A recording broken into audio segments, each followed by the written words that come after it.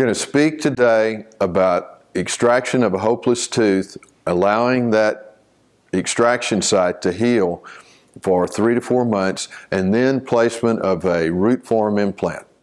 You can see we have a hopeless tooth, granulation tissue, infection, it can't be saved.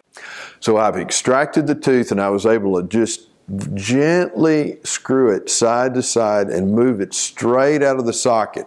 The patient then returns to the office in 3 to 4 months after the bone has largely healed. Now, as we all know, it actually takes an extraction site 6 months to completely heal. But at 3 to 4 months, it's healed enough that you can place your root form implant. You want to reflect the flap from palatal to facial. Why? Because it's very difficult to hold a flap to the palatal. It's much easier to retract it and hold it to the facial. So you can see I'm making full thickness incisions in the sulcus of the distal of the first bicuspid in about the first molar area, just onto the palate. Then I'm making another horizontal incision on the palate. Using a wax instrument, I'm reflecting that full thickness flap.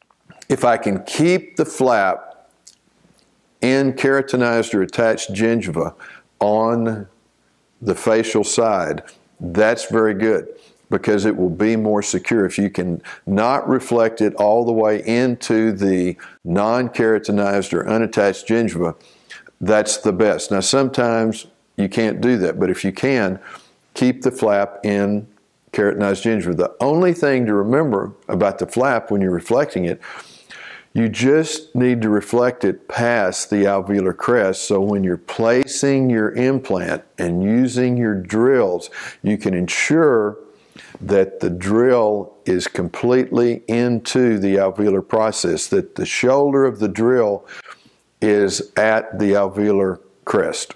We're going to use our digital measuring application to determine the length from the alveolar crest to the floor of the sinus. You can see that the distance between the alveolar crest and the floor of the sinus is, according to the digital radiographic measuring application, about 12.1 millimeters. Now, this may not be completely accurate with a periapical radiograph because it may be slanted. It may not be perfectly perpendicular to the radiographic machine. I'm going to be sure that that is the exact length, and you're going to really like this system with a pilot drill with an endodontic stopper placed on the pilot drill. You will love this because it will tell you exactly what those depths are. So I'm placing the the endodontic stopper on the pilot drill at 14 millimeters. Now, the rubber stopper will only go into the socket or extend to the alveolar crest. Running the pilot drill out the apical end of the socket to 14 millimeters, and the rubber stopper will be at the level of the alveolar crest. There's a rubber stopper. Take another PA with the pilot drill and the rubber stopper in place. And you can see that the periapical radiograph was not exactly accurate. I've still got another 2 to 3 millimeters from the apical end of the pilot drill to the floor of the sinus.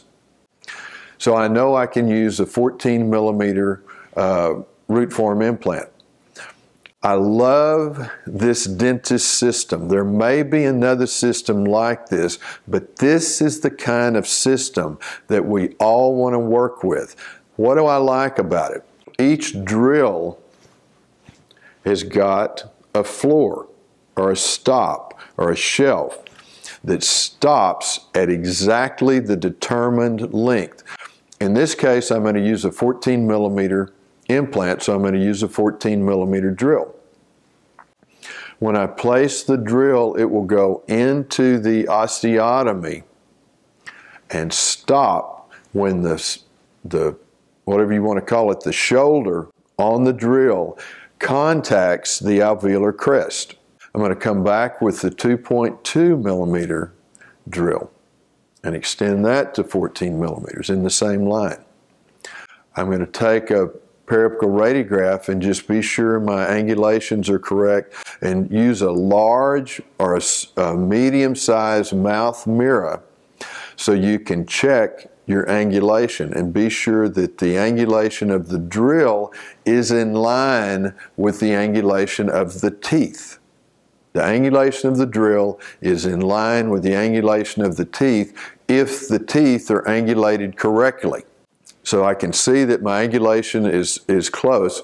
I'm going to make any little correction with the subsequent drills, and now I'll go on to the 2.8 drill, the 3.7, and in this case we stop at a 3.7 because of the horizontal palatal facial width of the alveolar crest. We then select the 3.7 millimeter in diameter root form implant, 14 millimeters long, and screw that to place initially with the finger wrench or the finger driver. There will come a point that you can't move the implant anymore. It stops. Then we'll come back with the ratchet wrench.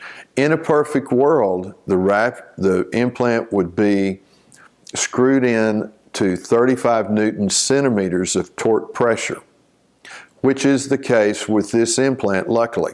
Now, if it was a little less than that, it's not the end of the world because the bone is going to osseointegrate into the implant and secure it to the 35 Newton centimeters. Now, if it wasn't close to 35 Newton centimeters, you may want to bone graft, let that heal, and come back and place the implant later. So here's the final radiograph of the implant in place. You'll note that there's a bony defect or fenestration on the facial aspect of the alveolar process. In a future video, I'm going to talk about how to bone graft the bony defect with cancellous bone, freeze-dried bone, and membrane placement.